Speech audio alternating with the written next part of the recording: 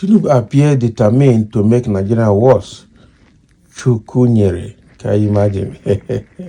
Comrade Onyinye Gandhi Chukwunyere is the person speaking here.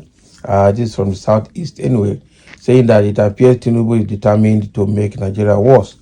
So what is the reason? I'm sure it's because of the way government is going, the killing is getting worse in the middle belt. The economy is very bad. Everything about Nigeria now is getting worse than even when Buhari was there. And Tinubu seems to be clueless, seems to even be careless about it. He's enjoying his life, and there's money coming to the central for them to share, and that is all. A guy, I don't think he's determined to do something. But let's get into the details and see what Chukwunyere is trying to say. Comrade Onyinye Gandhi Chukwunyere, a lawyer, is the presidential spokesperson for the African Action Congress, AAC. So in this interview with Ejikeme Omenazo, he compared the state of the nation at the end of the year and what it was in May 2023 when former President Muhammadu Buhari left office, among other crucial issues. Okay, as the year 2023 comes to an end, how do you see the life of Nigeria? That's exactly the question. And he said 2023 was an especially challenging year for the Nigerian people. They were forced to deal with the horrible consequences of failed leadership, insecurity, mass unemployment, rising poverty, rigged presidential and governorship elections, and a national moral crisis with the judiciary, which was exposed as seriously compromised. Our people have had challenging years since independence, but the corruption, treachery, and gross incompetence of the APC federal government made 2023 especially horrendous for them. Looking at all the indices okay, this is another question now. So looking at all the indices at your disposal, do you think the year 2024 will be better for the country and its citizens? No. And he answered, I wish I could make a positive, optimistic forecast for 2024. Unfortunately, judging by the initial policy and administrative decisions of the Tinubu-led APC government, 2024 may be even more challenging. I agree. The purported removal of fuel subsidies immediately took additional millions of Nigerians into poverty. The irresponsible increases, rather than a reduction in the cost of governance, will consume critical resources that could otherwise be deployed to combat poverty. The failure to completely revamp the security services is already having deadly consequences as murderous criminals continue to slaughter Nigerians across the country with impunity. The attempts at combating corruption seem to adopt the old ineffective strategy of media trial as opposed to a holistic system-wide approach to seriously combat the surge and punish perpetrators. The APC government continues to borrow to fund the flamboyant lifestyles of a few politicians while dumping the burden of debt on the present and future generations of Nigerians. One can go on, but the point is that judging by the initial actions of the Tinubu government, 2024 may be worse for the Nigerian people. I agree. Former President Muhammadu Buhari, that's another question I put it to him now. Say, former President Muhammadu Buhari, an ex-military officer, left office this year after ruling for 8 years. Would you say Nigeria is better at the end of 2023 under Tinubu's president than when Buhari left office on the May 29? Buhari's government would go down as one of the worst in the country's history. He had no plan, no vision, and no strategy for governance, and other than a vain desire to occupy the position and improve his financial situation. He turbocharged the terrible governance the PDP had pioneered, actively or passively enabled insecurity, oversaw the large-scale slaughter of Nigerians by our security forces, destroyed the economy, presided over the most mind-boggling looting of our treasury in living history, and divided the country along ethnic and religious lines.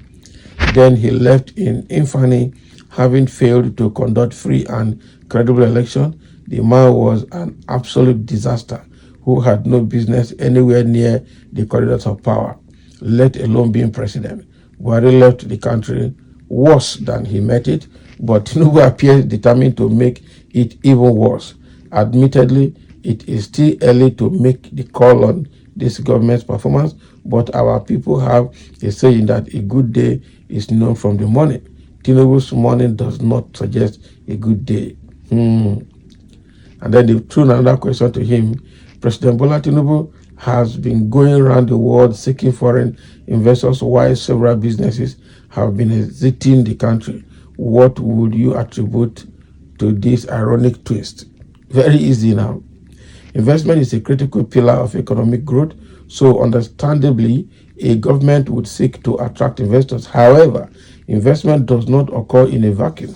Certain structures must be in place for investors to feel sufficiently confident in an economy. One such structure is the development of critical social infrastructure, such as education and health. Security and the rule of law are the other important structures. Now, these investment pedestals, as I prefer to call them, represent the government's investment in its economy and people. They imply the government's demonstration of faith in its people. Without them, no serious investor will look your way unless they find a deal where they can rip you off. Successive Nigerian governments seem to believe they can somehow develop the country without critical investments in our people. The result of this wishful thinking is the disaster the country has become to our citizens today. The Tinubu government has a similar developmental philosophy to its failed predecessors, which is why serious investors are fleeing the country. Our party, the AAC, African National Congress, has developed a blueprint for transforming the country from a backward neo-colonial mono economy to an industry and technological behemoth. Okay, that process starts with massive social investment in our people so that they can drive the transformation of their country. Man, this is quite a very long interview.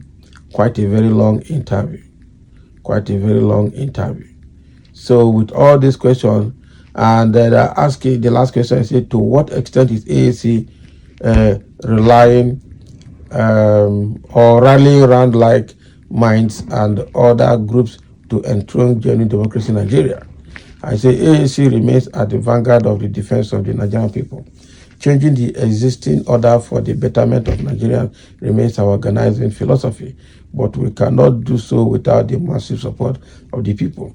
The people remain our most reliable partners for change, and we continue to engage them across the country, educating and canvassing. We urge Nigerians who are yet to do so to register with AAC world branches nationwide and prepare for the ultimate task of taking back their country. Now, wow, plenty story. And people are reacting to what Chukwunyere is saying, and somebody say, how does it concern you? Are you a Nigerian? Has he interfered how you kill your people in Biafra? Can you imagine? Look at what that one is saying. Off point from a brainless tribal fool. Exactly. Really off point. Exactly. As I say, I will believe you without hesitation. This is a man that has the weakest mandate so far, yet he is driving like Idi Amin of Uganda. And so, he doesn't have any mandate to.